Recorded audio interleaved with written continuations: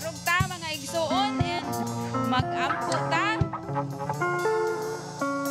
Ato ang pasalamatan ang Ginoo sa anindot nga kabuntagon. Sige, mag-ampo ta. Let's put ourselves in the holy presence of the Lord. Hurararara mama mama mama shia rararara baba baba.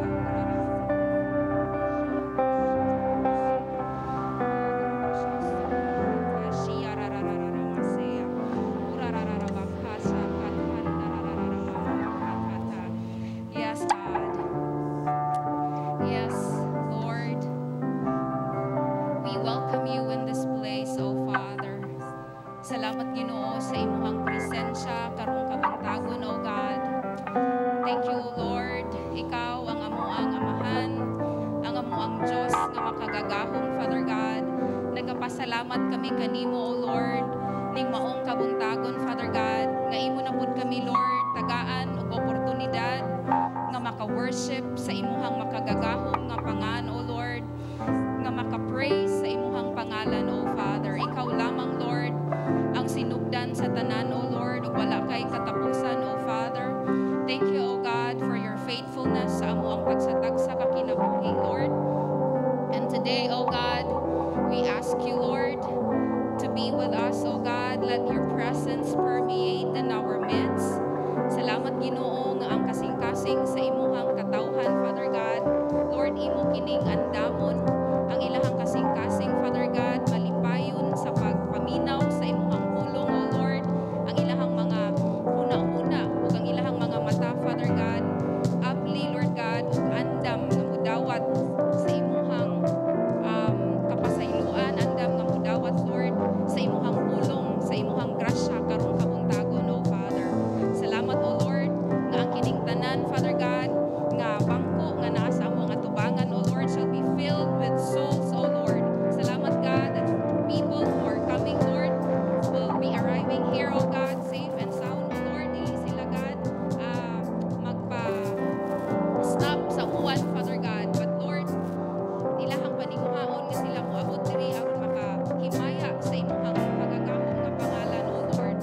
Thank you, O God, because you are in our midst and you will show your signs, your wonders, and your miracles, O Father. Let our heart be blessed, O God, with your powerful words, O Lord, and that your word, O God, would bless your people. And tagaan nimo sila, Lord, ug kadasig sa ilahang kasing-kasing, O God, na magpadayon sa kinabuhi, O Lord, despite the challenges. Kay naa sila, Lord, nagasalig din ta kanimo, believing, O God, that you can do anything and everything, O Lord, because nothing is impossible with you, O God. We give you praises, O Lord. We give you glory, O Father. Even God, Lord, ang amuang magdala sa pulong karon, Lord, sila Bishop Noel, sila Pastor Ashoni, ang amuang mga bisita, Father God. Thank you, O Lord, that you would speak on their behalf, O Father. And even as they come here, O Lord, your angels are protecting them, O God. Thank you, O God, for today. We bless your name, O Lord. In Jesus' name we pray. Amen and amen.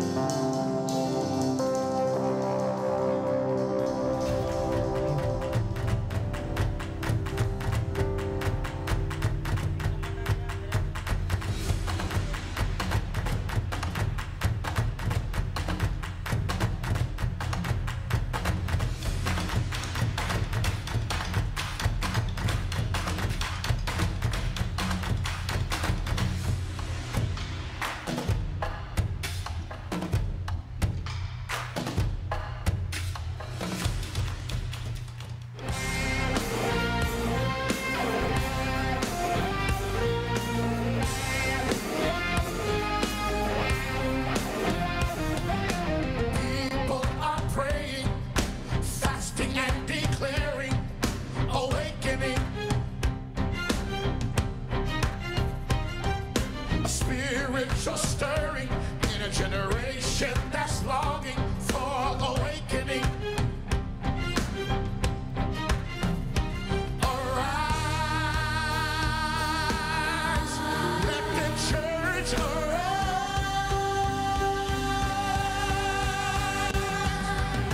Awakening is coming to your city. Awakening is coming to your land. Awakening is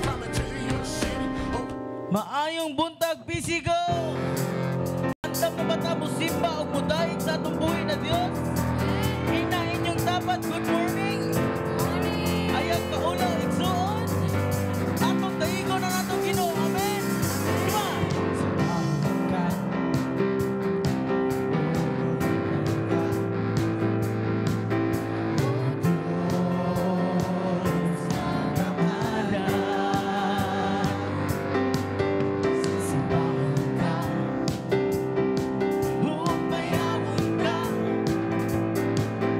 Ang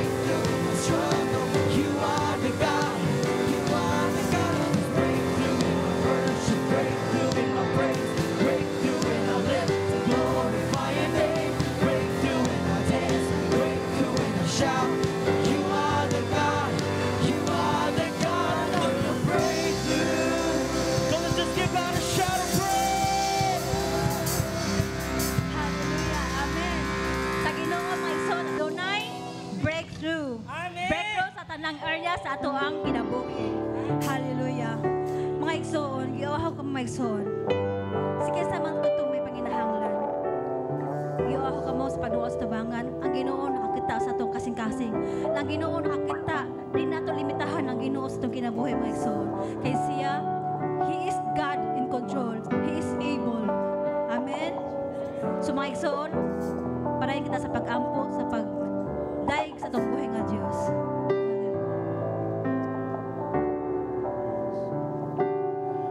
Lord, we just come to your presence, Lord God. We long to be in your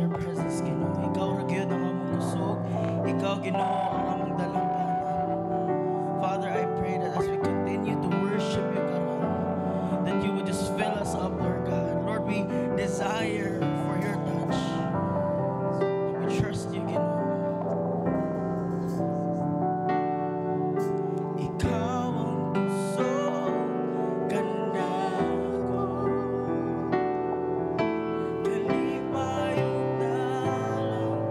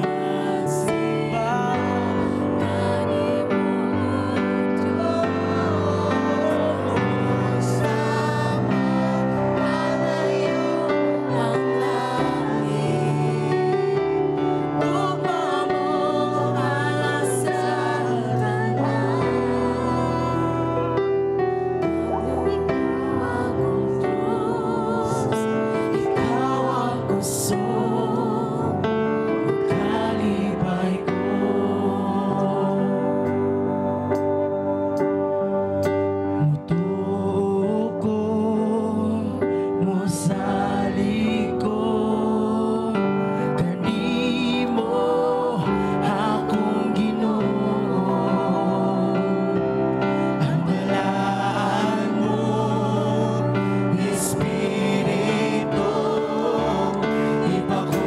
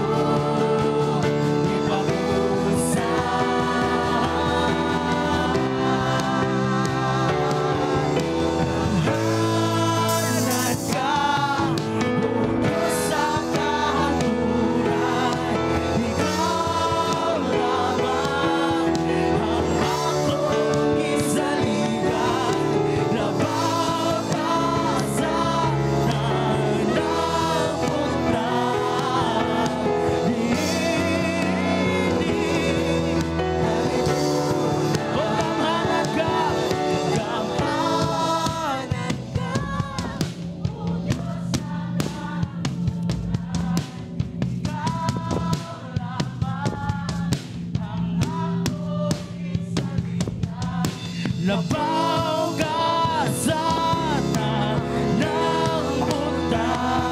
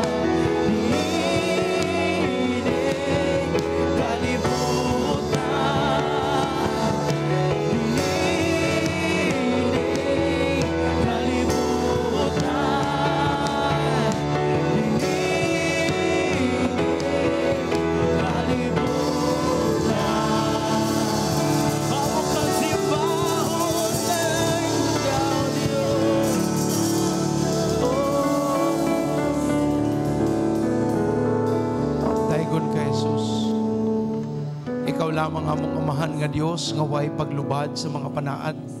Ang Dios makanunayon sa iyang mga pag-atiman ug pag-amuma. Walay bisan usa karon nagbaro Ginoo nga wa nimo gilantaw ang among kahimtang. Walay bisan usa Ginoong Dios nga makaunahuna nga sila pinasagdan. Kaysa imong pong kalaro kayo Ginoong Dios nga anaa ka mag-atiman, nag-atiman ug padayon nga moamuma sa matag usa kanamo.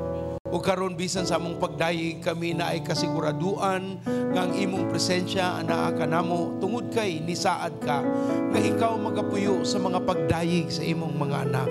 O karon nagpasalamat kami o Dios nga ikaw anaa dinhi sa among taliwala sa ngalan ni Jesus. Atong pakpakan ng Ginoong Dios.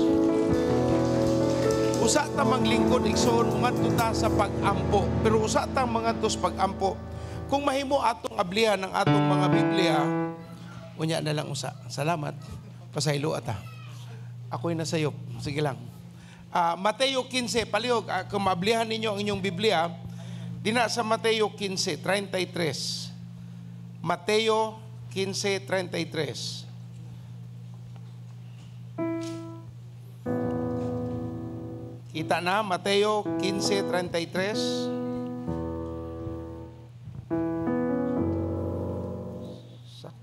Bible. Nakita ninyo? Wala. Okay. Mateo 15. 33. Ako lang i-translate sa Binisaya, no? Sa versikulo 33, nagasulti ang Biblia, naluoy gayud ako ni ining mga tawhana, tulo na sila kaadlaw silang nag-uban-uban kanako, nga wala na sila'y pagkaon. Dili ko gusto mo pauli sila nga dili makakaon kay basin makuyapan sila sa dalan. Mingon sa iyang mga tinunan kaniya, asa ba kita makakuwag pagkaon dinhi aning kamingawan alang ni ining daghan kaayong mga tao. Nangutana si Jesus kanila, pila ka buok ang inyong paan diha? Mitubag sila, 7 ka paan o pipila lang kagagmayng isda. Unya gipalingkod sila ni Jesus ug mga tao gikon niyang paan, ang 7 ka paan o ang mga isda o nagpasalamat sila sa Dios. Kaniyang usa sa mga timailhan o pagpahinumdum sa Dios kanato nga ang atong tinguha dako kinig mabuhat sa pagkita sa milagros Ginoo. Muampo man kita kay ang gibuhat ni Kristo Jesus usa siya ni hatag sa kahibulungang mga butang, gikuha usa niya ang paan, unya gipasalamatan niya ang Amahan sa langit. Unya gipikas-pikas o gitunga hangtod sa nakapakaon sa 5,000 kakatawhan. Igsuon, mungadto kita sa pag-ampo. Ang uban sa ato no, di ta mutarong sa atong pag-ampo kay murag kapoy na, ganina rami gabaro kung sa padiha. Pero igsuon naa ang Yahweh sa imong kalambuan, ang imong pakigdait sa Dios. Ang imong paghiusas Ginoo maoy pagtagbuan lagkaw sa inyo sa Dios upang mag-abot ang inyong matagusang kasing-kasing. Ang Dios gahuwat raman lamang. Pero nganong wala tay milagro, nganong ang 5,000 nga tinapay na hitabo o gipamantala nga naagyoy Ginoong makapamuhat sa lisod, tungod kay misalig sila sa Ginoo. Pag-ingon nga pilay naan nimo diha. Misalig sila, gitugyan nila og napikas-pikas ang paan og nakakaon ang tanan og naapay pipila ka bukag ang nabilin. Sa atong pagampo karong kabuntagon igsoon, ang milagro di nimo makita sa bisan asa. Sa gitudlo pa sa atong Ginoong Hesus, ang una niyang pangutana, musalig ba mo kanako kung muingon ko, unsay naa ninyo diha? Kay ang sinugdanan sa milagro, dili katungwa sa imong banay, wala sa imong tugkaran. Ang sulbad sa suliran, magsugod kung unsay naa nimo. Apan dili na nimo makita kung wala kay pakikiusas Ginoo.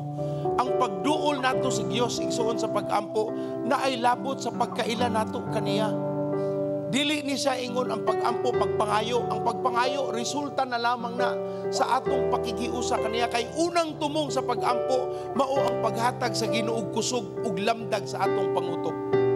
Sumuduol tas pagampo kung unsa man ang inyong gikinahanglan nga tan-aw ninyo lisod, kaysa tao lisod man gyud.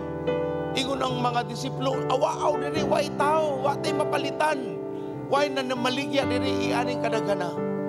Apan ang Ginoo nag-ingon, unsay naa nimo diha. Sa atong pagampo karong kabuntagon, unsay naa nimo diha nga gamiton sa Dios sa pagtagbo sa imong milagrong gipangita. Ikaw ang gipangutana sa Ginoo. Kaya may problema sa Dios, makapamuhat man siya, pero ikaw makasalig ba ka? Atong iduol sa pagampo karon ang imong panginahanglanon ug akong ituboy sa diapil ang nasod sa Israel ug ang nasod sa Pilipinas. Pero ato karong unahon sa nato ang atong panginahanglanon nga nagbabag sa atong una-una. Nga posibleng mao'y rason nganong naglisod ka og lakang diha sa imong pagtuo. Mabuhat ba na nato igsoon? Mga tutas pagampo. Amahan namong lagiton ania ang imong mga anak.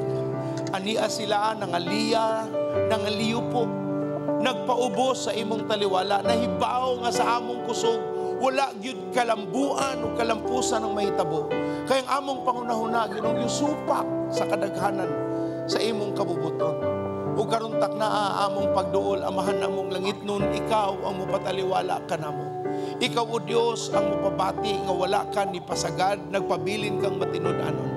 Kusga ang inyong mga pagampo igsuon, ipadungog sa Diyos. Bisan pa makadungog imong tapad, ihilaka diya sa Ginoong Diyos ug pasagdi nga ang Diyos mo ay makadungog ni anak. Amahan namong langiton, ikaw lang, Ginoong Diyos.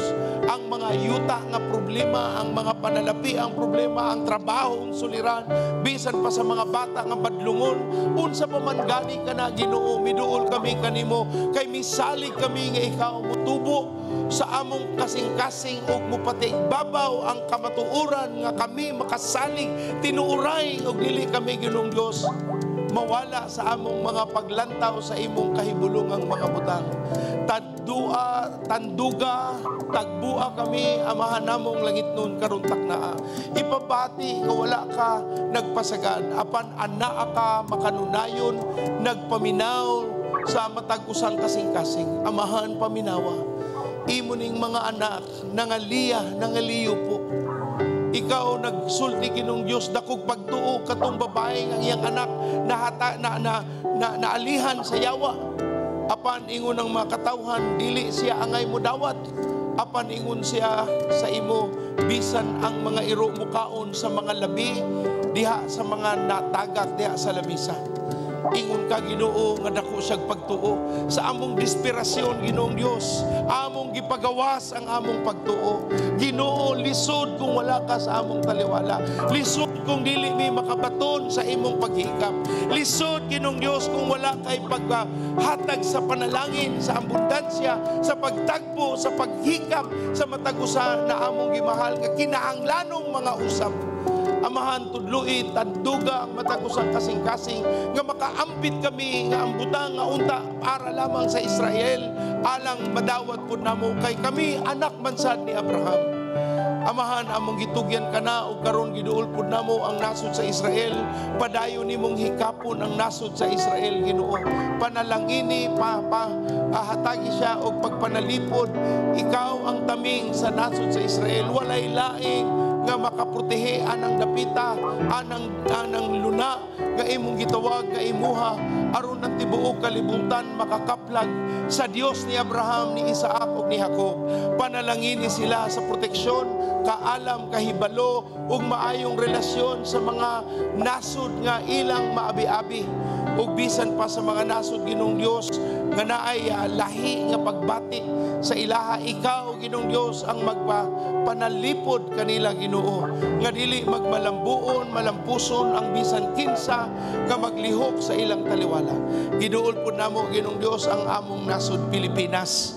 Ang Pilipinas, maurad yun ni ang nasod nga imong ihatag ka namo.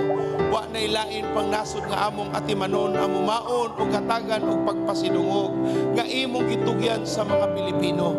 Kini ang among nasod, Ginoo, panalangini.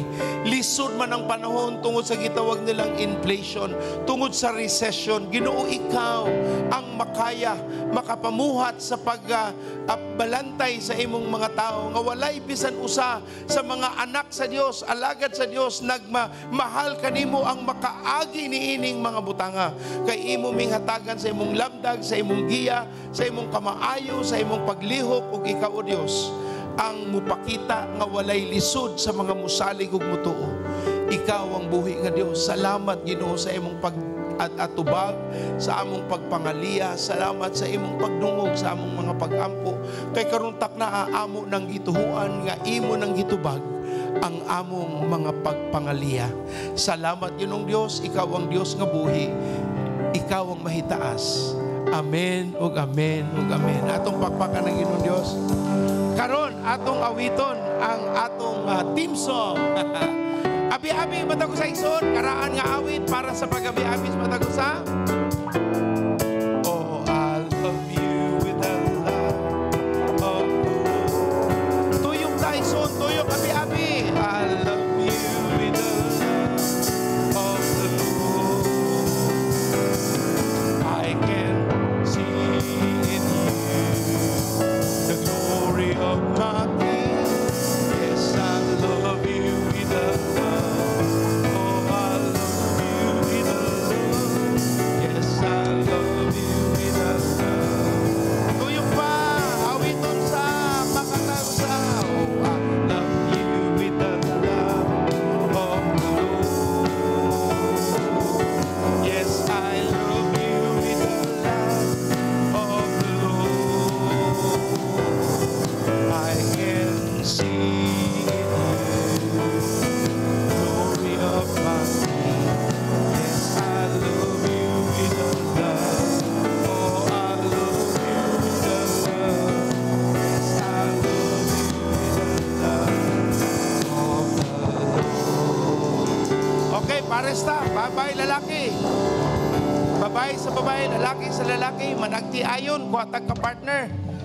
Ang ita sa takulati ka partner, hikapan ng imong naastapad nga wa ka gitagad. Magpatagad igsoon, ingna igsoon, tagda ko. Duula, wa mo magkaila-ila ha. Maunay rason nganong naatay pag-abi-abi. Okay, ila-ilaha usa. Pangutan na sa angalan, ang iyang trabaho, basig dato na, wa ka kay baw. Gamiton kas Ginoo aron mapanalanginan ng dato. Amen? Ikaw may alagad sa Ginoo, ikaw ang panalanginan. Ingna imong minahal. Salamat sa Dios. Kay ang iyang kausaban nagpabilin. Wala taniya pasagdi, nagkaanam kang kaanyag. Nagkaanam ang imong pagkadato. Di lamang sa panalapian, hilabihan sa buhi nga Dios.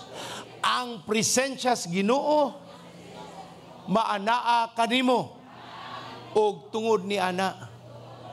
Sama ni Jose panalanginan gyud ka. Kay ako may gaampo nimo,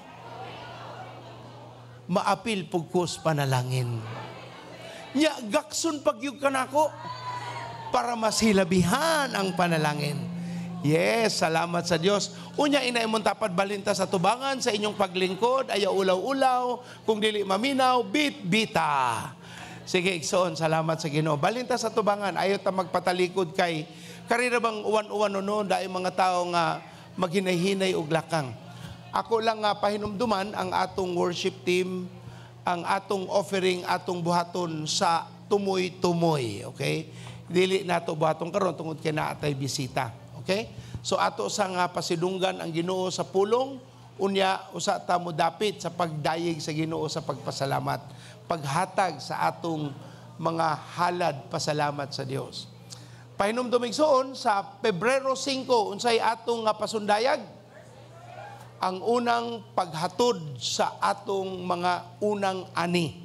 Ato nang hatagan og hilabihang importansya aron ang Dios susama sa iyang mga panaad atong makaplagan ang iyang kamaayo. Amen. Karong kabutagon nagpasalamat kita sa Ginoo nga ang Dios nagpadala og mensahero nga mudala sa iyang pung og among nakaplagan nga sa panahon nga nagkahimamat ni og nagkaila-ila, naghatag ang Dios og atong matawag nga pinasahi nga pag-abi-abi sa matag usa.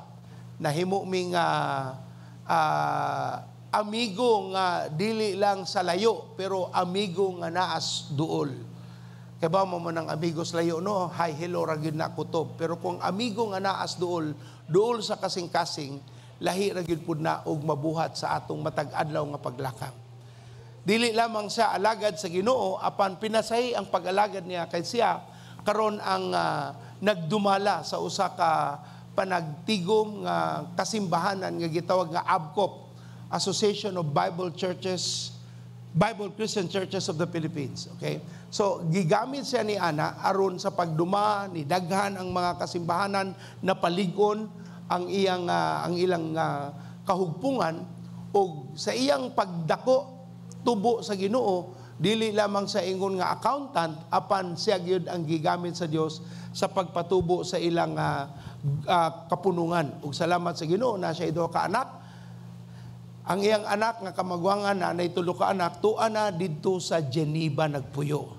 Mao nang mamisita siya sa iyang apo, may problema. Mungadto la siya Europe. Kita dire ang apo naara gyud unta sa Pasig, libag gyud mabisita. Ing naimong tapad, huna-huna panagsa. Gastui panagsa. Ang apuhan. O ang mga bata-bata nga makabisita sa apuhan, musultiog. Amen. Na himo na mo gining suod nga higala tungod po sa pagpamuhat sa Ginoo ug ilang kabugaton sa mga kasimbahanan. Ug tungod po ni ana na duol pod ang iyang asawa sa akong asawa. O mura na sila, kasabot sila binisaya kay namaster man sila sa Cagayan for usa ka tuig. Unya iyang anak naka-eskwela man sa diri. So di na sila mabaligya. Pero mahalin gihapon. Amen. Atong dawaton sa mainiton sugbuhanong pagdawat. Bishop Chito Ramos, hallelujah. Daigo ng Ginoo. Praise God. Praise God. Maraming salamat. I wish I can preach in Bisayan, the language in heaven. Di ba? Tama ba yun? Actually, makasulti akong gamay, makasabot gamay, pero dili pa makapreach in Bisayan. Dili pa kaya. But anyway, praise God for the opportunity for me to be able to minister to you this morning. Okay lang ba mag-Taglish na lang ako? Okay naman, no? I know yung mga especially Cebuanos are very good in English, so yun na lang siguro. More on English than Tagalog, right? Okay, so thank you very much for that opportunity. As my friend here, kasama ko po siya sa PCEC board, sa PhilRads board, and we've been together for many years already. And although this is my first time to be able to minister to you in this pulpit, I think this is my third time to visit your church already. I think there was a seminar that I attended that was held here, and I came here. And then there was a meeting that I attended here upstairs. And praise God. Actually, this is only the time that I was able to see the beauty of Cebu. My daughter studied here for 9 months, but we were limited to the city, and I thought Cebu is just the city. But we were in the mountain yesterday, and wow, Cebu is beautiful. Wow, Cebu is a lot more beautiful than Manila. Praise God for that. Anyway, I'll be preaching this morning on a topic that I think we all know, but we always need to be reminded of. And I'm taking this message from 1 Chronicles chapter 17, verses 1 and 2. And the title of my message is Giving God the Best He Deserves. So I don't know if my clicker is working. Does it work? Hindi yata. So can you just follow me as I preach? Kasi hindi yata kaya nung aking... Ha? So ano na lang, sundan mo na lang ako. So it is taken from 1 Chronicles chapter 17, verses 1 and 2. Can we all stand as we read the text in the Bible? So just follow me, 1 Chronicles 17, verses 1 and 2. After David was settled in his palace, he said to Nathan the prophet, "Here I am, living in a house of cedar, while the ark of the covenant of the Lord is under a tent." Nathan replied to David, "Whatever you have in mind, do it, for God is with you." Father God, in the mighty name of our Lord and Savior Jesus Christ, we come before you this morning, praising you, worshiping you. Thank you so much, God, for we are overwhelmed by your presence this morning as we worship. Thank you so much, God, that we know you are here and you delight in the worship of your people. Thank you so much, God, for the gift of music, where we can express what is in our hearts, oh God, through the lyrics of the songs. And thank you, Lord, for the opportunity for us to come together freely to offer you the highest praise that we could give, Lord. Thank you so much. Father God, as we continue to come, we want also to worship you through your word. We want to listen to you. We know, Father God, in the name of Jesus, that your word is powerful, Lord. Your word can change our lives, Lord. Your word is alive. And today, Lord, we pray that you talk to us, Lord. We will listen, Lord. It is not my word that is important, but yours, oh God. So in the name of Jesus, speak to us, Lord. Speak to all of us through me, Lord. I declare my nothingness. Away from you, I am nothing. But thank you so much, God, that you can use my lips, my mind, my tongue to bring about the message that you want us to hear. And I pray, Father, that you anoint not only me, but anoint each and every one of us, so that your word will become alive in our lives, and so that we will not just be hearers of your word, but doers of your word. Thank you so much, God. We give you back all the glory and honor and praise in Jesus' mighty name. Amen. Amen. Praise God. You may be seated. Well, I just want to give you a little background. Of course, we know this, no? In 1 Chronicles 10, the Philistines had defeated Israel in the battle in Mount Gilboa and killed King Saul's and 3 sons, Jonadab, Abinadab, and Malchishua. So, Saul was heavily wounded, and Saul knew that they were losing the battle. Talo na sila, di ba? So Saul asked his armor bearer to kill him, but he refused. So what did Saul do was, nagpahulog siya sa kanyang sariling armas, and he died. So he died in that battle. And if we will look at it, siguro sasabihin natin as we are reading it, Saul died in the battle. Saul died because the forces of the Philistines were strong. They were a lot stronger than the Israelites. But if we will read 1 Chronicles chapter 10, verses 13 and 14, this will reveal to us why he died. And it says here, Saul died because he was unfaithful to the Lord. He did not keep the word of the Lord and even consulted a medium for guidance, and did not inquire of the Lord. So the Lord put him to death, and turned the kingdom over to David, son of Jesse. So he died because he became disobedient to God. So what happened? Ang nangyari, the Israelites, they came to David and they made him king over Israel. Kaya naging hari si David, di ba? And David conquered Jerusalem and established his kingdom. Tinalo niya yung mga Philistines in the battle and he became famous.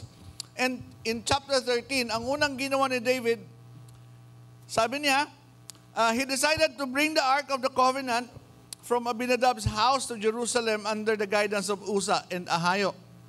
Kung susundan po natin yung kwento, alam natin yung nangyari, na si Uzzah namatay kasi nagkaroon ng problema dun sa cart and he tried to, help. Hinawakan niya yung cart ng Ark of the Covenant and because of that, he died. No? Kasi banal yun. And then in chapter 15, after David had constructed buildings for himself in the city of David, he prepared a place for the Ark of God and pitched a tent for it. And so naggumawa siya ng tent, and after many sacrifices, alam natin yung storya, ang hirap, bago nila nadala, bawat kanto sila yung nagsasakripisyo, sumasayaw si David. Di ba? Tama ba? Naalala niyo yung storya? And then finally, nailagay na yung Ark of the Covenant dun sa tent. And siguro si David, pagod na pagod, nagpahinga, naligo, nag-refresh, and then pagsilip niya, nakita niya yung Ark of the Covenant, and then dito gumalaw yung Panginoon sa kanyang puso. Tang sabi niya, here I am living in the house of cedar, while the Ark of the Covenant of the Lord is under a tent. Our message is giving God the best He deserves. Giving God the best He deserves. How can we do that?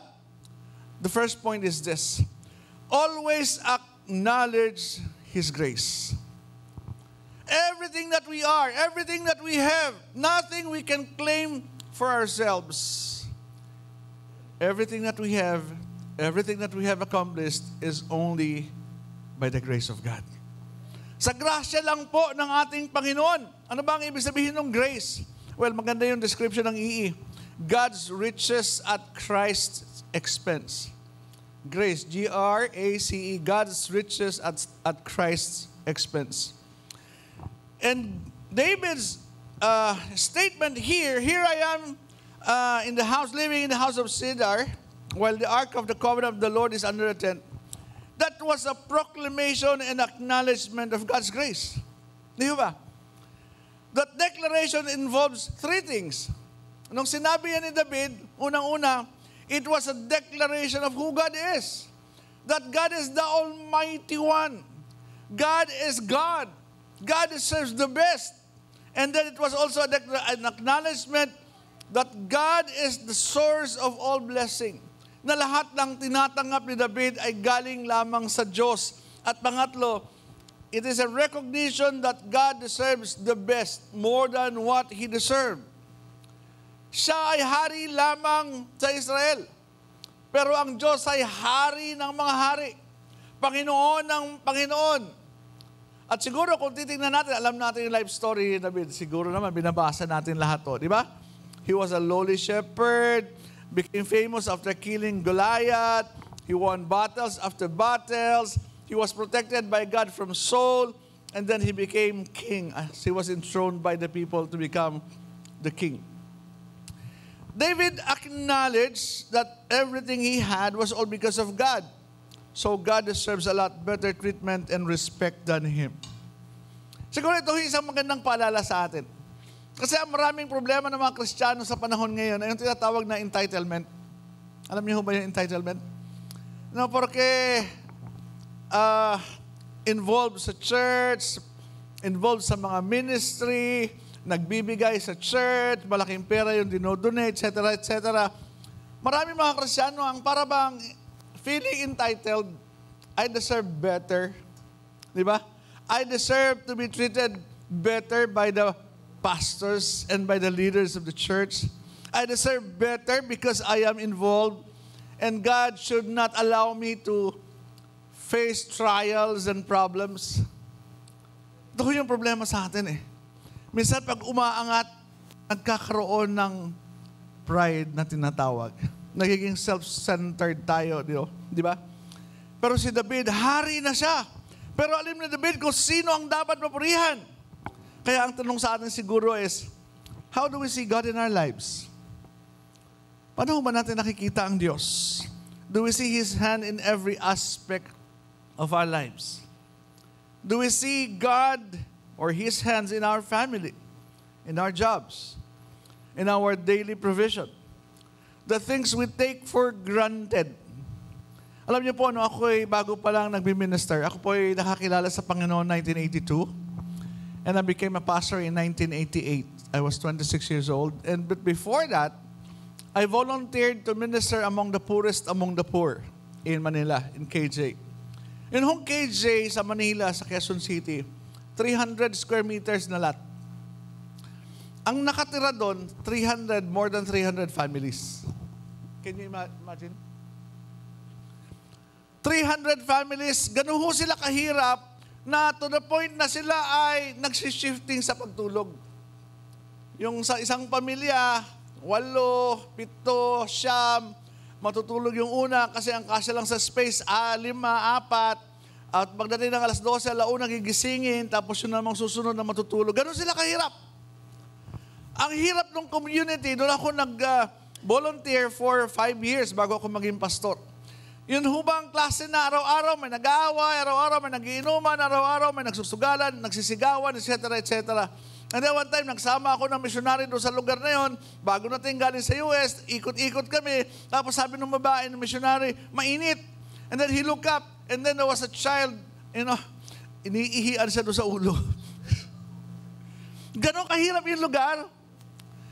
Pero, ang itinuro ho sa akin ng aking voluntary service doon sa lugar na yon, we had nothing. We were just starting as husband and wife.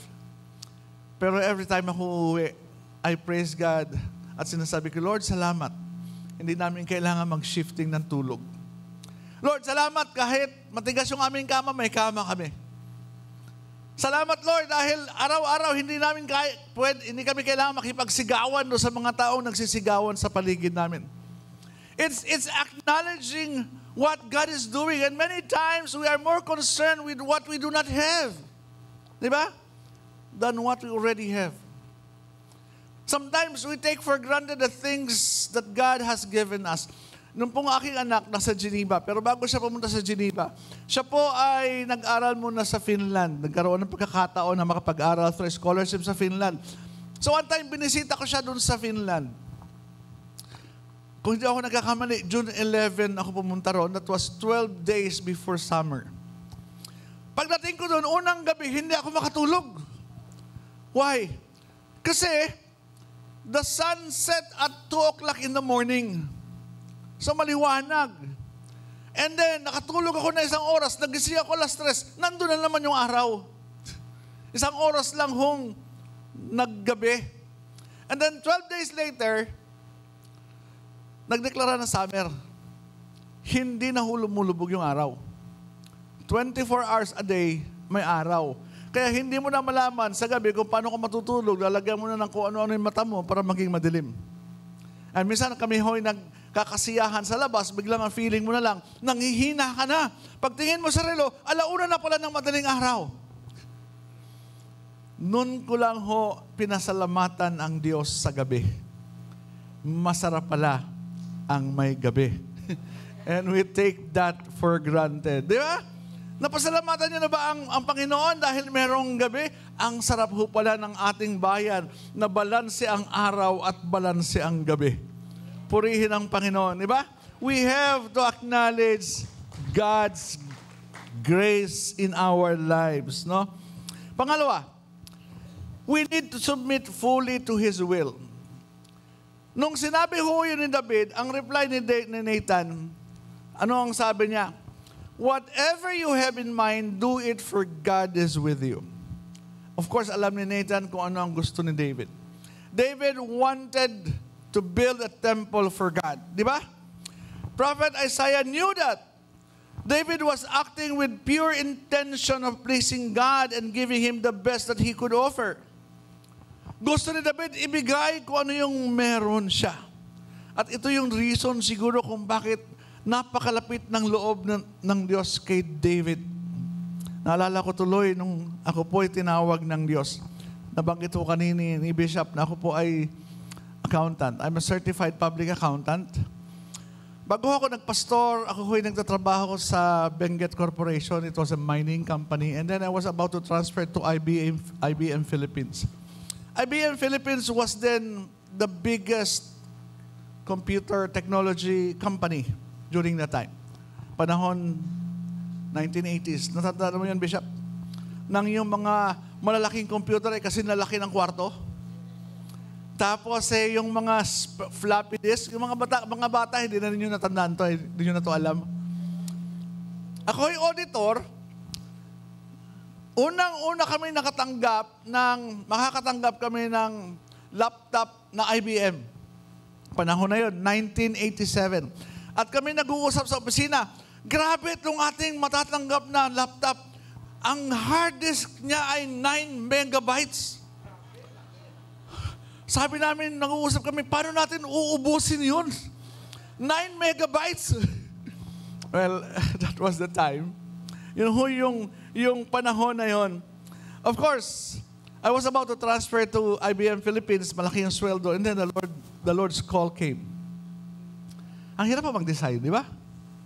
Sa IBM, sa Benguet pa lang, mahirap na kasi my wife, libre lahat ng medication, libre lahat ng yung medical needs, pati panganak libre. Lilipat ka ngayon. Ang laki ho ng offer ng aming church during that time, 1988, 3,000 pesos kasamang housing. Dako kayo ba? Ang hirap ho mag-decide. Kaya lang, nung binabasa ko, ilang beses ko nung nabasa yung Isaiah 6:8 na yan eh. Ang sabi doon, then I heard a voice of the Lord saying, whom shall I send and who will go for us? And Isaiah said, and I said, here I am, send me. Why is it then that during that time that there was a need na wala yung aming pastor, kailangan ng pastor, every finger was pointing at me, this verse became so alive in me. Ang dali sanang sabihin, Lord, pwede bang iba na lang? Sayang naman yung trabaho ko. Sayang naman yung pinag-aralan ko as accountant. Sayang naman yung preparation ko. Andito na ako, Lord. Pero it was so alive. And I realized we must be willing to offer ourselves for anything and everything that we could do for God. You know why? Because this is the truth. Ang layunin ng Diyos ay mangyayari with or without us. Ulitin ko yun. Ang layunin ng Diyos ay mangyayari with or without us. And when God decides to use us, take that opportunity because if we refuse, He will use somebody else. If we refuse, He will use somebody else. We must always be willing, be desiring to give God the best that we could offer because God deserves only the best. Because He has given us the best of everything. Hindi ba? Tama ba yan? Siguro, we must always strive hard to present Him the best and we must get rid of tira-tira system. Alam niyo yung tira-tira system? The leftover system. You know bang we give God leftovers of our time, leftovers of our resources. Yun bang, hindi ko alam kung nangyayari sa inyo, ay yung ating sala set, sira na. Bili tayo ng bago, ibigay na yan sa church. Ay yung ating electric pan, hindi na nagaganon, nanguikot ng paganon. Ibigay mo na yan sa church, bili tayo ng bago. Ano, naalala niyo yan? Meron ako sinasabi, bato-bato sa langit, tamaan sana kayo. Pero ito ho ang karaniwan sa atin eh. Tira-tira system, mindset, di ba? But on the other hand, we must also be willing to accept the will of God. Of course, ito yung gusto ni David. Kaya alam doon sa 1 Chronicles chapter 17, when he made the offer, the word of God came to Nathan saying, go and tell my servant David, this is what the Lord says, you are not the one to build me a house to dwell in. Nireject ng God si David. Ano ang sabi sa kanya? When your days are over, 17 verses 11, 22 and following, and you go to be with your ancestors, I will raise up your offspring to succeed you, one of your own sons, and I will establish his kingdom. He is the one who will build a house for me, and I will establish his throne forever. So nireject ng Diyos ang offer ni David. Ang sabi ng Diyos, because your hands are blooded, marami ka nang napatay. Ang pinili niya ay si Solomon kasi wala pa siyang napapatay. So si Solomon ang kanyang tinalaga bilang gumawa ng templo. So ano ang ibig ko pong sabihin? We must serve God His way, not ours. Ulitin ko yun. We must serve God His ways, not ours. We must know our limitations. Kapatid, son, kung ikaw ay sintonado, huwag ka na magpilit sa praise and worship. Hindi yan para sa'yo. Tama ba? Maraming ministry na pwede kang puntahan. Ito'y napapansin ko lang, no? Marami hong tinatawag ang Diyos na mag-full-time. Many are being called to full-time ministry, yet, full-time ho yun, hindi full-name. Yet, they ignore God's call. Tama ba? Marami hong tinatawag ng Diyos, pero tumatakbo. Maraming nag-aaladyona. Yeah? Ayaw pansinin ng Diyos. Mahirap hong takbuhan ng Diyos. On the other hand, napansin ko, there are many pastors and missionaries who seem to be not called. Parang sa ABCOP ho kasi, ang ABCOP ay medyo malaking organization. We have more than 900 churches. Marami kaming pastor. Pero I have to admit, parang may mga pastor na tinawag ba talaga ito? Di ba?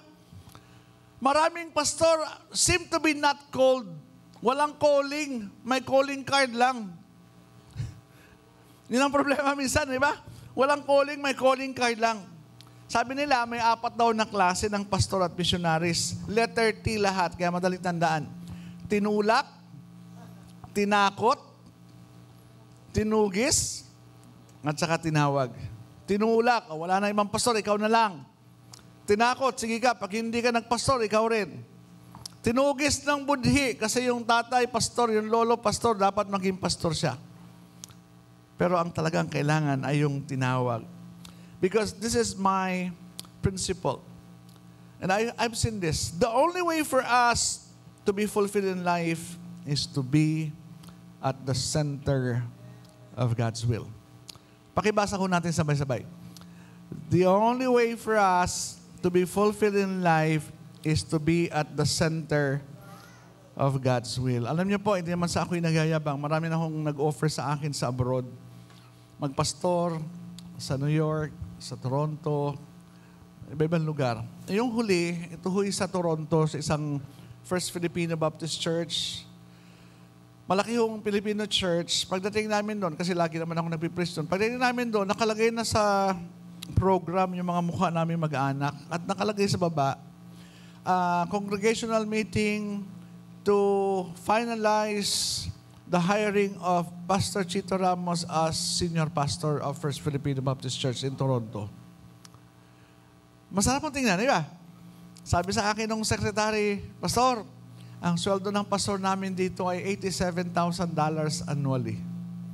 Malaki. $7,000 plus dollars. Yung asawa ko, pwede magtrabaho, aabot ng mga $10,000. Pag umupa ka ng bahay, $1,500, 3 kwarto na. Malaki! Pero habang ko nanalangin, hindi ko ho narinig ang calling. Ang narinig ko ay kalansing.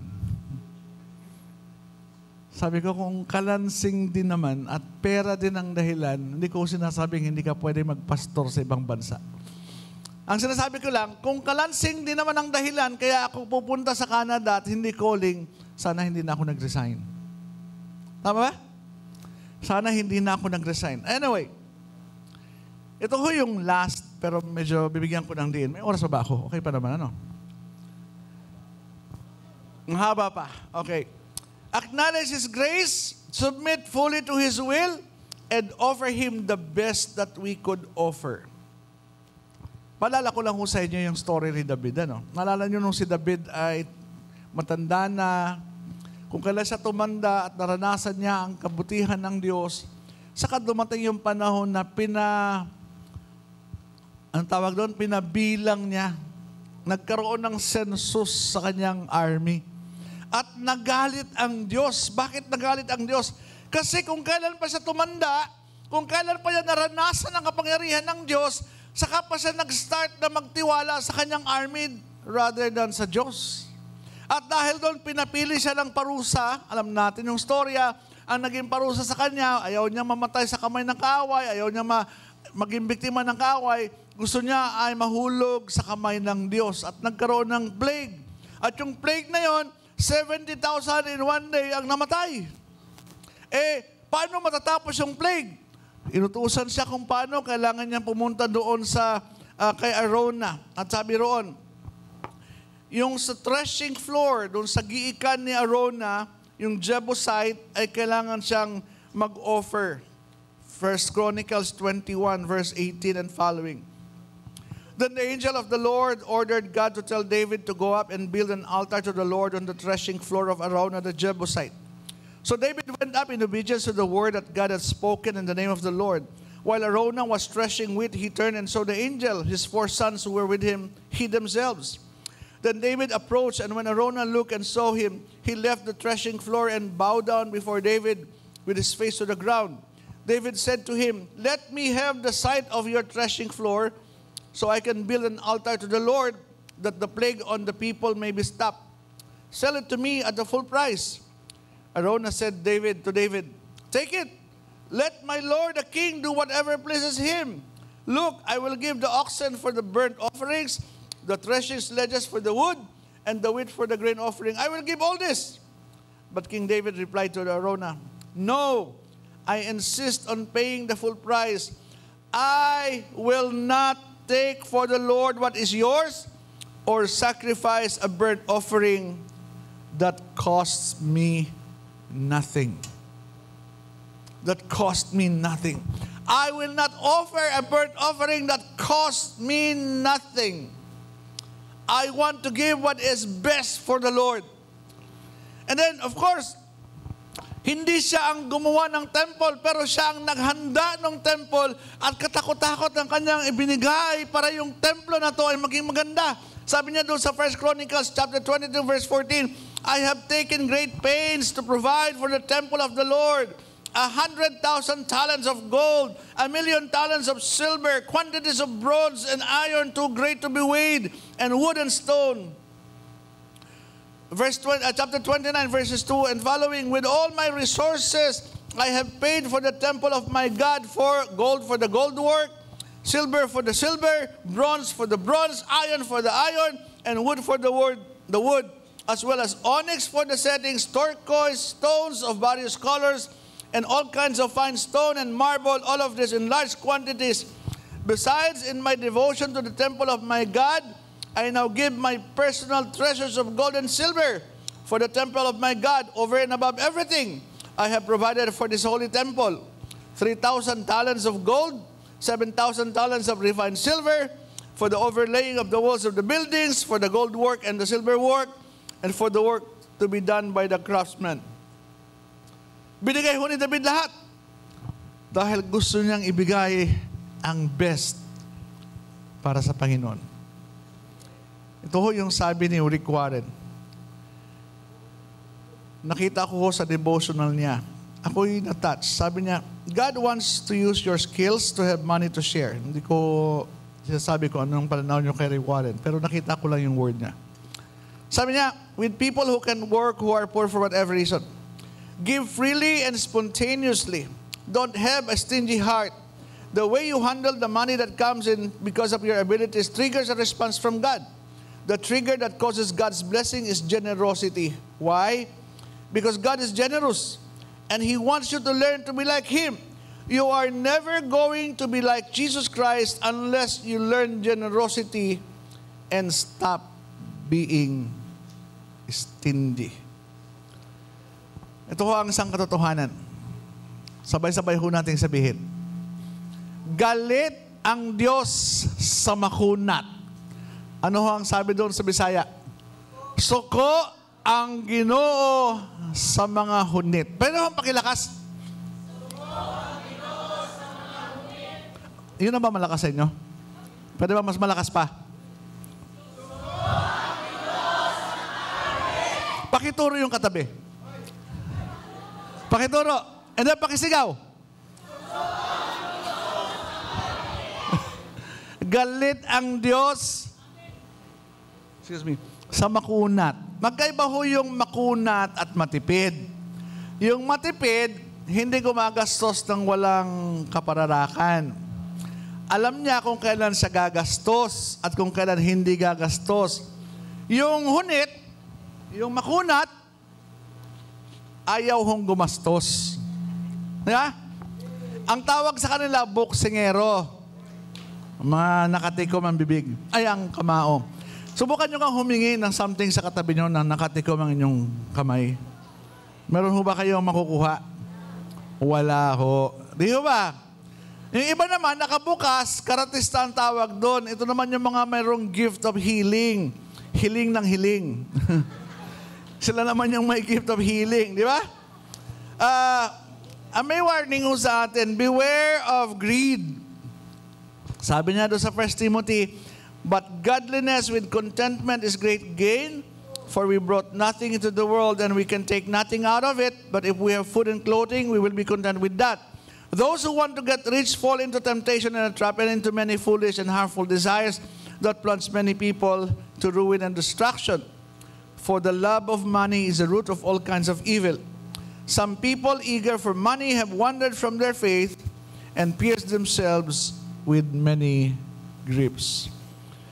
And Matthew 16:26, what good will it be for someone to gain the whole world yet forfeit their soul? Or what can anyone give in exchange for their soul? Meron hong 4 na giving sa Bible at gusto kong i-share ito sa inyo. Dito ako magtatapos pero medyo mahaba-haba pa. Okay pa rin, Bishop. 4 kinds of giving in the Bible. Yung unang-una, alam na natin ito. Lagi na natin itong naririnig. Kaya lang, hanggang ngayon, kailangan pa rin nating i-remind. Ang unang-una yung tinatawag na tithing. Pangalawa, generous giving. Pangatlo, hypocritical giving and sacrificial giving. Let's start with tithing. Ilang beses na ko nating narinig ito sa Malakay. Di ba? Anong sabi sa Malakay? Will a man rob God? Yet you rob me. But you ask, how do we rob you? In tithes and offerings. You are under a curse, the whole nation of you, because you are robbing me. Bring the whole tithe into the storehouse, that there may be food in my house. Test me in this, says the Lord Almighty, and see if I will not throw open the floodgates of heaven and pour out so much blessing that you will not have room enough for it. Anyway, skip ko na yan. Sinama ko ito rito. Pero actually, tithing is not giving, but returning. Bakit? Hindi ho atin ang tithes. It is giving back to God what is His. And if you will ask me, sabi ng iba, hindi na ho yan pwede ngayon kasi Old Testament. No.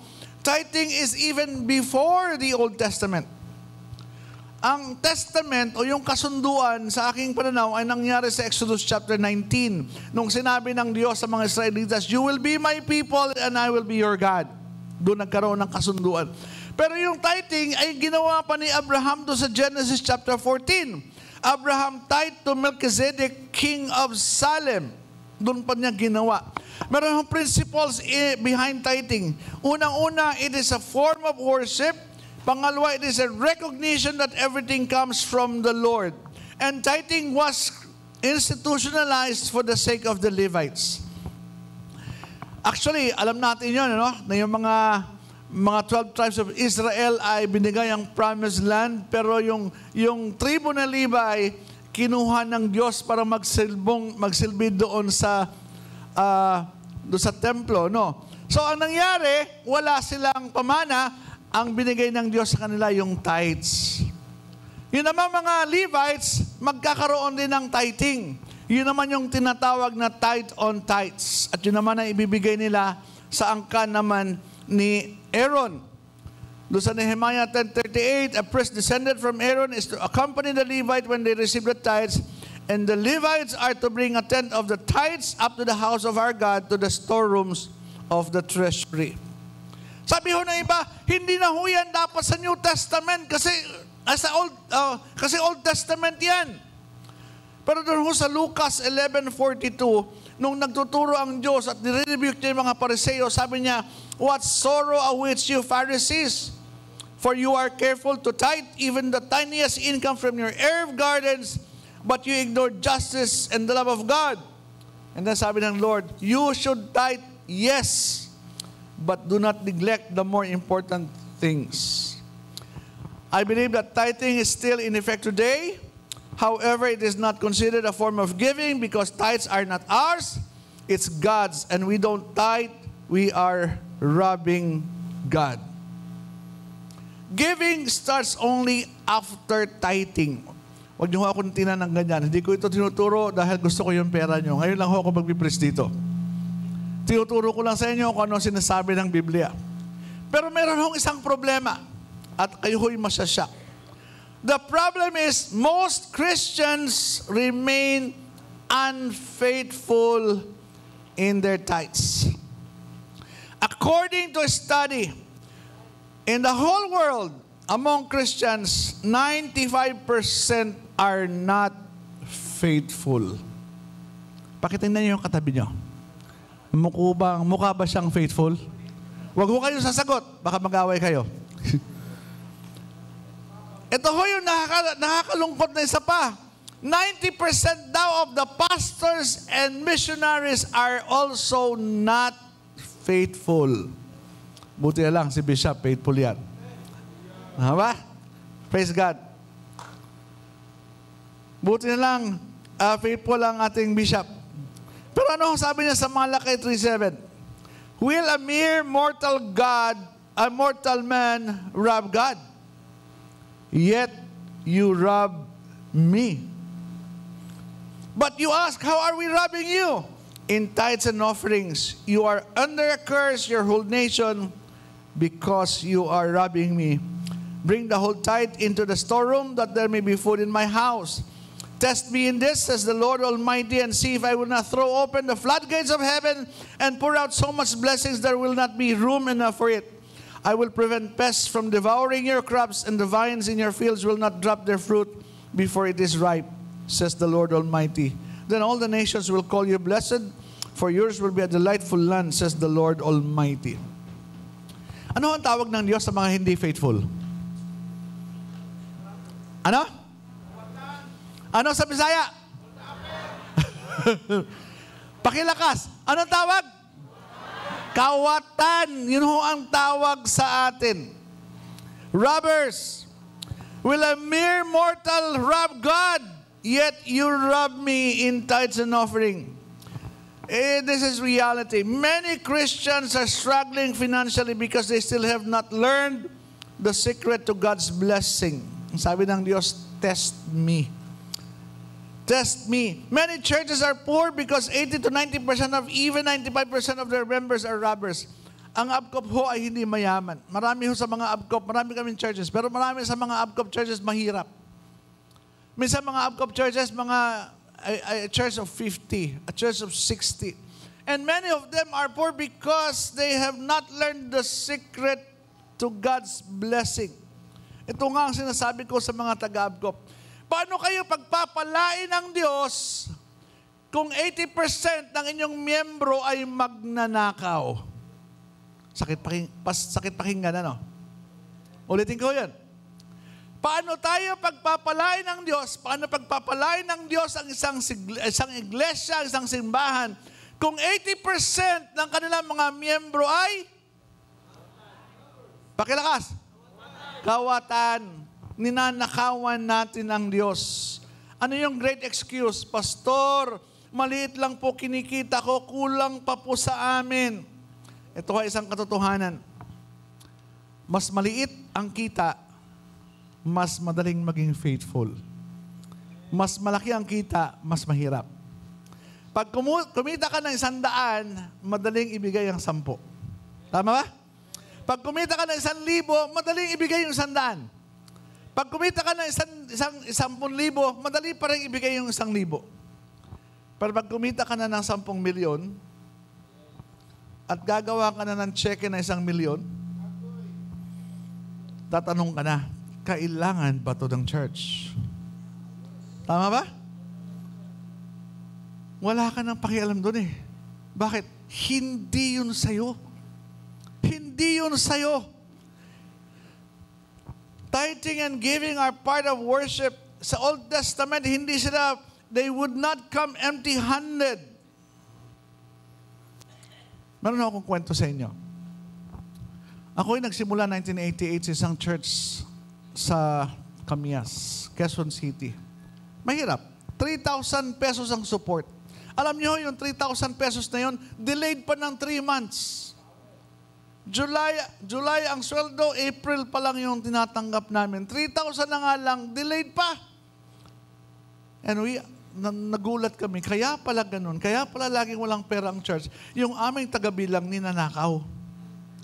Laging tatlo ang tagabilang. Nauutusan niyo yung dalawa, tapos naiisilid niya agad sa bulsa. At kahit anong gawin namin, nagnanakaw pala hanggang isang araw sa prayer meeting, yung kasama niyang nagbigay ng 500. Nung binilang nila, wala. Sinimulan niya obserbahan at nakita niya, nagnanakaw yung tagabilang. Ang ginawa ko, nilista ko yung mga perang ibibigay, pagdating ng bilang, hinanap ko, wala. And then we confronted her. At umamin siya, babae. Ako'y galit na galit. I was so angry. I was feeling this lady, stab me at my back. Ang bait-bait namin sa kanya. Laging nasa bahay. Yung pala nagnanakaw ng tithes and offering. And on that Sunday, plano ko na sa aking pagmensahe, ang aking nakalagay sa isip, siya yung titirahin ko. Hindi na yung mensahe para sa congregation. Siya yung titirahin ko kasi galit ako sa kanya. Mali din ano. And then during that time, when I was preparing the message, God spoke to me. Of course, spoke inside. At parang sinasabi sa akin ng Diyos, bakit ka nagagalit? Siyempre sabihin, Lord, paano maaatim na isang tao na nakawan ang iglesia ng tithes and offering? Nakakadiri, nakakapangilabot. Pero biglang nagtanong ang Lord, ikaw ba'y 100% faithful sa tithes? And I have to admit, during that time, hindi po ako 100% faithful. Lord, hindi po. Ang tanong sa aking puso, anong pagkakaiba ninyo? And I cried. Sabi ng Lord, galit na galit ka, nagnakaw ng tithes, pero hindi ka naman nagbibigay ng kompletong tithes. Anong pagkakaiba ninyo? Nanliit ako sa Lord. Nabago ang focus ng aking mensahe. Because I realize, pareho lang kaming magnanakaw. Pangalawa, generous giving. I have a few minutes. Ano yung generous giving? General principles. Simple lang po ang general principles. Sow sparingly, reap sparingly. Sow generously, reap generously. What you sow, you will reap. No sowing, no reaping. Give with your hearts and hands, because giving is an act of the heart more than the hand, because what is in your heart counts more than what is in your hand. Di ba? Sorry, nag-ano ba kayo? Nagpipicture? Ulitin ko lang.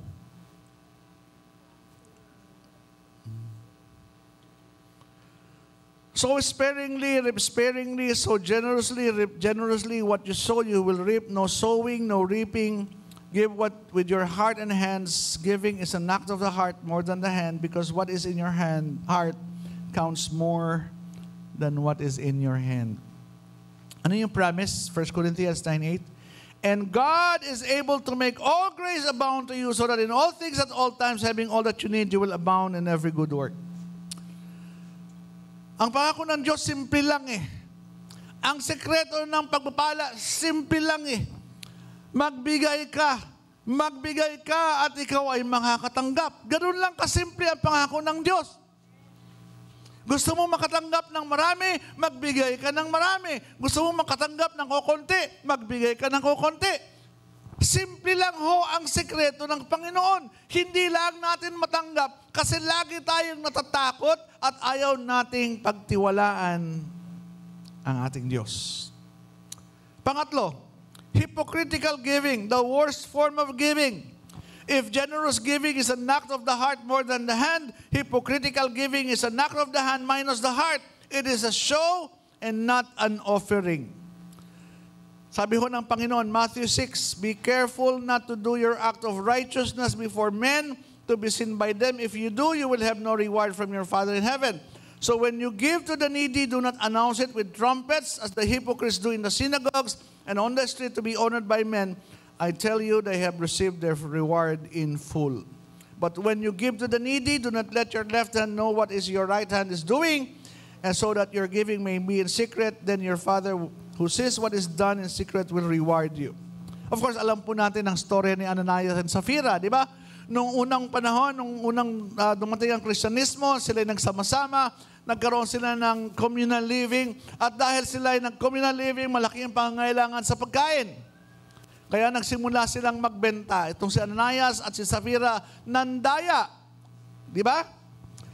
Nagbenta sila, kinuha nila yung kaparte, pero ang sinabi nila, lahat ibinigay nila. Of course, alam natin ang nangyari. Sila ho ay namatay, pareho silang inilibing. Ang buti na lang ho, salamat sa Panginoon na minsan lang nangyari yun.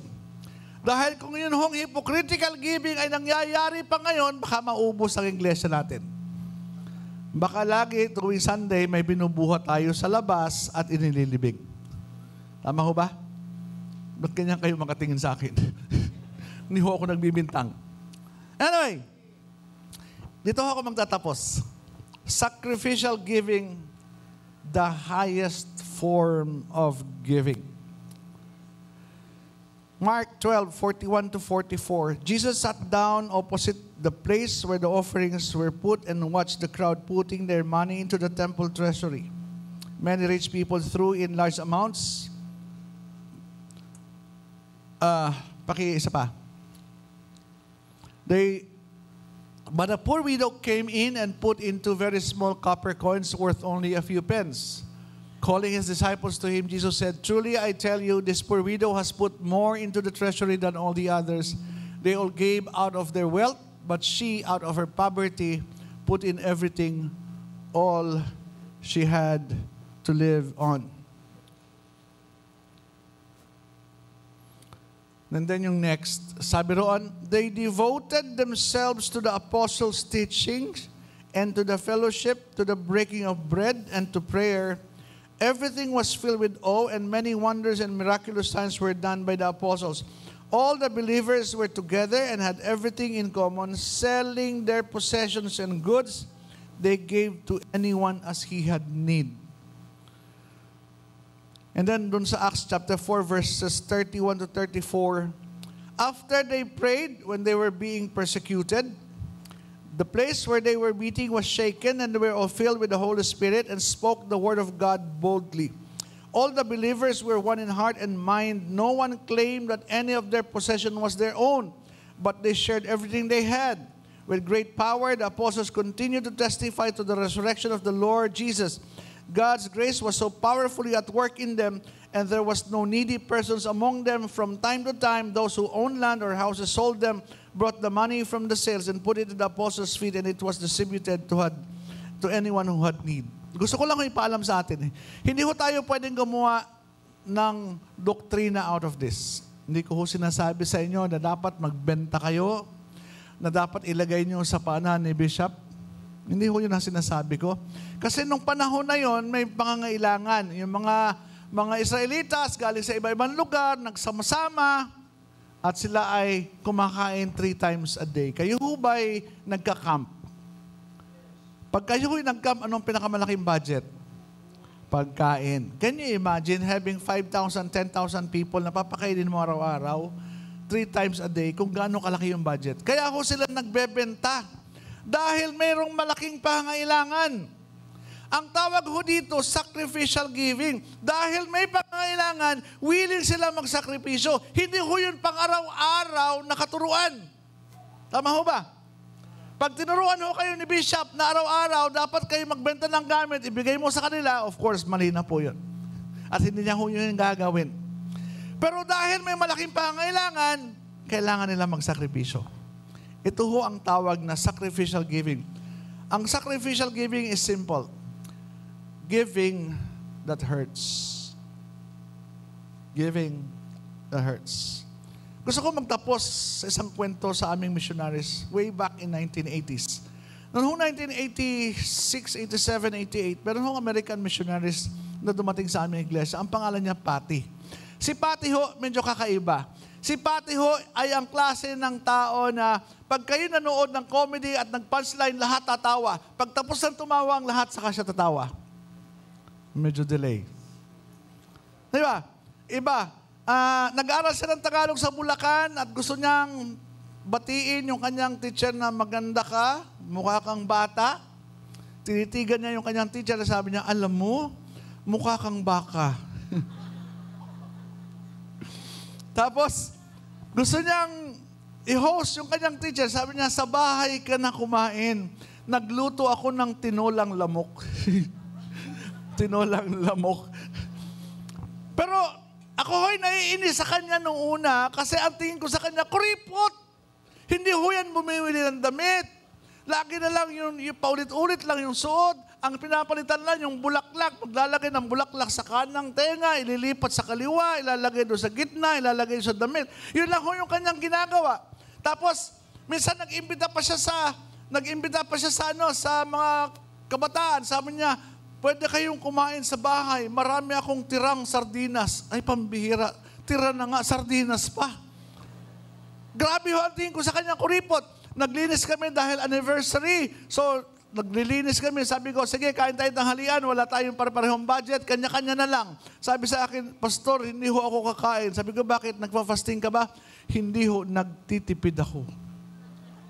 Sabi ko, bihira naman to, Amerikana. Tapos ganito, tayo pa naman, pag nakakita ng Amerikana, times 55 agad. Exchange rate. Di ho ba? Sabi ko, bakit may Amerikana palang ganito kakunat? Pero bago ho umalis si Patty, meron kaming project. Ang project namin ay lot and building para sa Kamyas.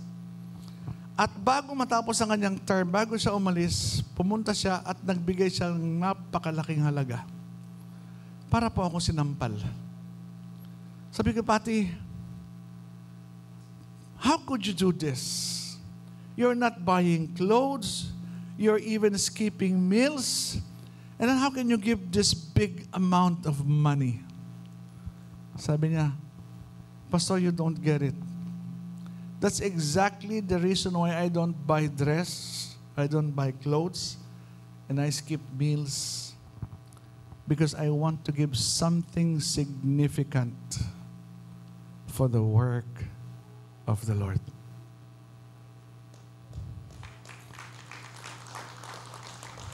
I want to give something significant for the work of the Lord. And then I understood what sacrificial giving means. As I close, giving God the best that He deserves. Always acknowledge His grace, submit fully to His will, and offer Him the best that we could offer. Always give your tithes, be generous, avoid hypocritical giving, and be willing to sacrifice for the work of the Lord. Thank you, Lord Jesus, for your word today. And thank you, Lord, for your reminder. Lord, we confess our sins. Lord, we have not been faithful in our tithes, in our offerings. We have not trusted you enough for our daily needs. Lord, help us. Help us to trust you and experience your goodness and your blessings by being faithful in our tithes and offerings. We give you back all the glory and honor and praise in Jesus' mighty name. Amen.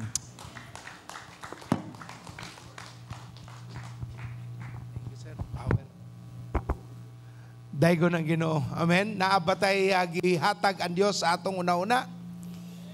Ang Biblia nagtudlo nga ang pung sa Ginoong Dios kahayag. Mahayagan galing imong pangutok na ay lamdag sa imong lakang. Ang nakakaplag og kahayag dili magpabilin sa kangit-ngit.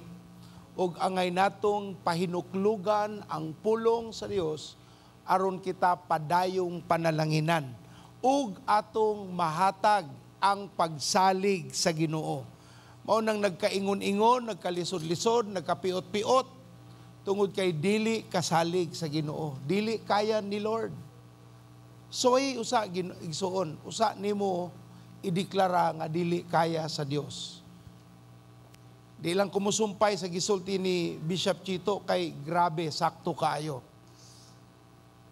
Angay na natong pahinuklugan sabton pag-ayo ang paghatag sa ikapulo, pag-uli. Ang paghatag sa Dios kung gusto ka nga mutuman sa iyang mandato, makapili ka, mahimo ba kang generous or not generous. Hunit, ikatulo, nagpakaaron ingnon sa paghatag para antaw mo lantaw. Or mihatag baka tungod kay nagmahal ka sa Ginoo o andam kang musakripisyo. Igsoon, muhatag ta uli balik sa Dios, iuli ang iyaha ug mananom para sa atong ani. Manindog ta sa atong paghatag karon taknaa. Iya kong gihangyo nga atong buhaton ng offering after sa iyang wali para mutakdo ang atong paghatag sa Dios. Amahan, ania karon kaming taknaa, nagpasalamat sa imong pulong. Pulong nga dili mo balik kanimo nga walay kapuslanan.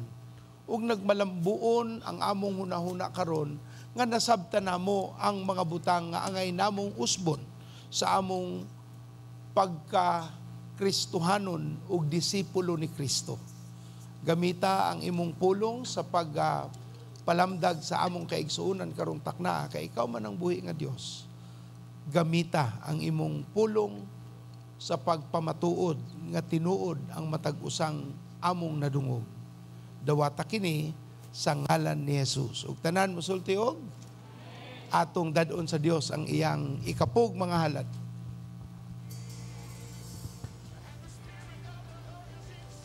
Sounds, please. It's now time to give back to the Lord. If you are online, you may send your tithes and offering via bank transfer.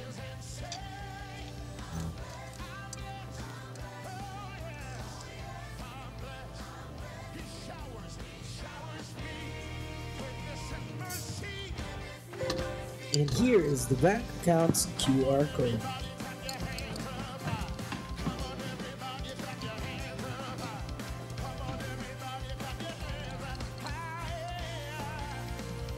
If you are on site, there will be ushers waiting for you. Remember, every believer is a disciple maker.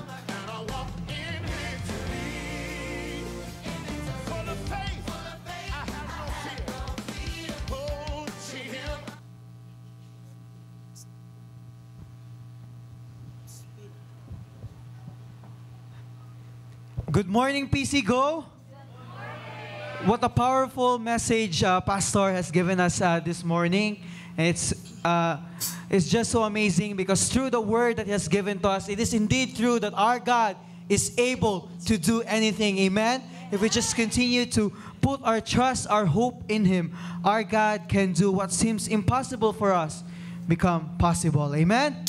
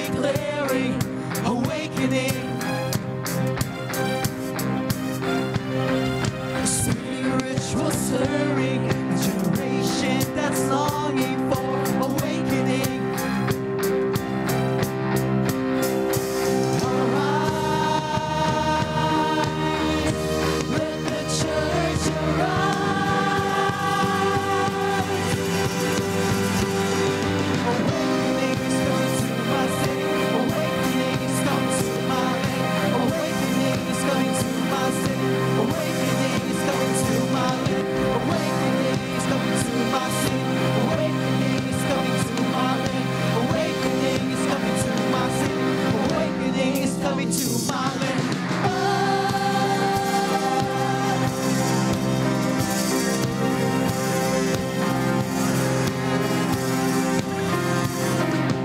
Earth is travailing, the heavens are crying for awakening. Demons are trembling, and the angels are pouring for awakening.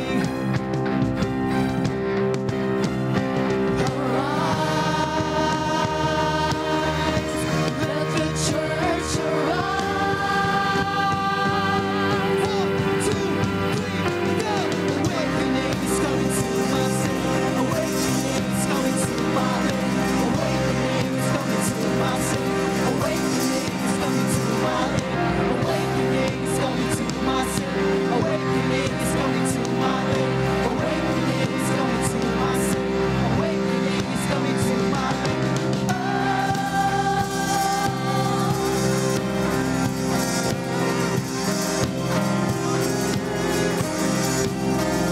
Awaken your nation. Awaken your land. Awaken your people to your will and plan. Awaken your church. Awaken your pride. Awake, no sleeper. Open your eyes. Awaken your nation. Awaken your land. Awaken your people to your will and plan. Awaken your church. Awaken your pride. Awake, no sleeper.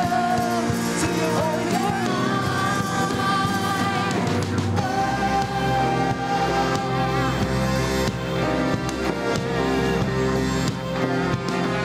Awakening, awakening, awakening.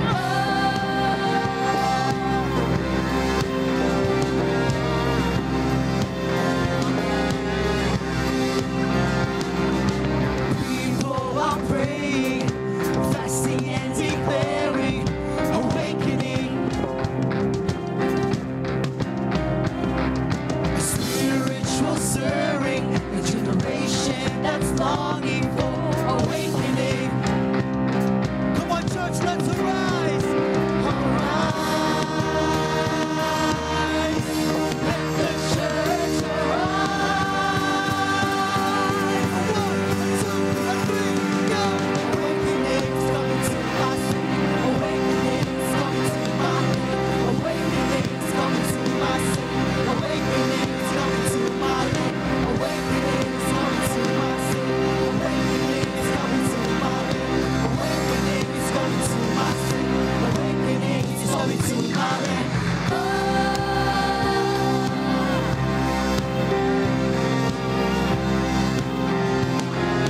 Awakening, awakening, awakening.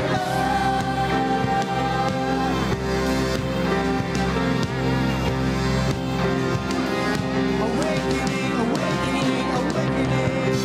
Yeah.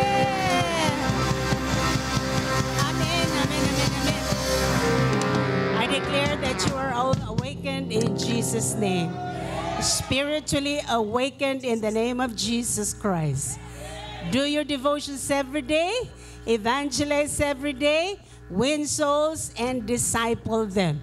And everybody say, we have training at 9:30, okay, on the other place. So if you have not gone through the training yet, be on the other side. We will have our training so that you will also be able to make disciples.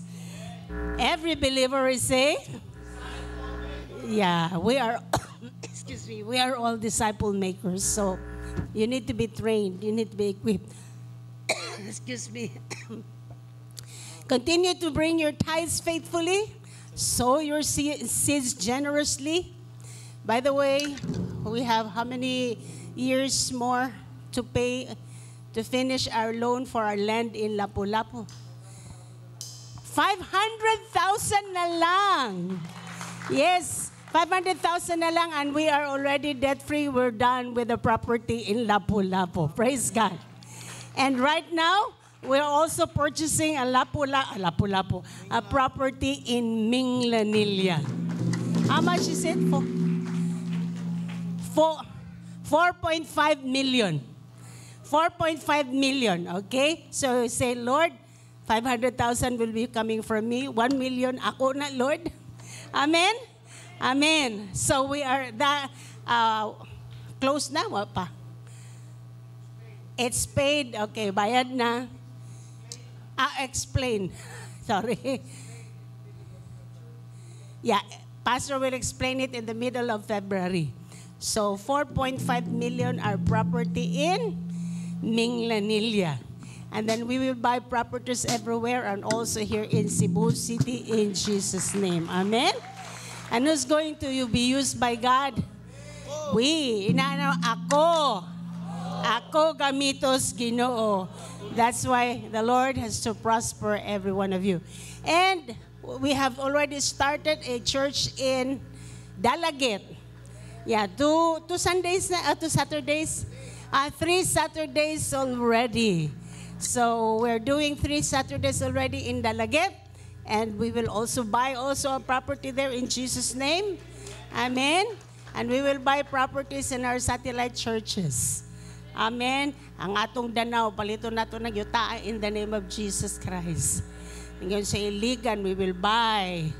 We will buy. Our God is our blesser and our provider. Amen. Lift up your hands towards heaven. Lord, I declare blessings to your people. Your favor is upon them. They're blessed and they're coming in. They're blessed and they're going out. Whatever they put their hands into, they are blessed. Thank you, Lord. They have the mind of Christ. Ideas will come to them in Jesus' name. They will put up businesses, oh God, and they're going to grow their businesses this week. There shall be closed deals in Jesus' name. They will be able to collect money, collect sales, oh God, from their clients. Father, you bless the works of the hands of your people. And thank you that you will use them in bringing the gospel to the lost. And this week, we will have an abundant harvest of souls. D groups being opened. And Lord, even churches opened, God.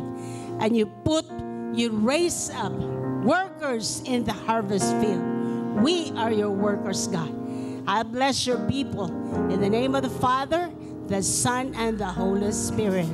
And everybody say, Amen. Every believer is saying, disciple maker, go and make disciples. God bless you. First timers, please bring them here.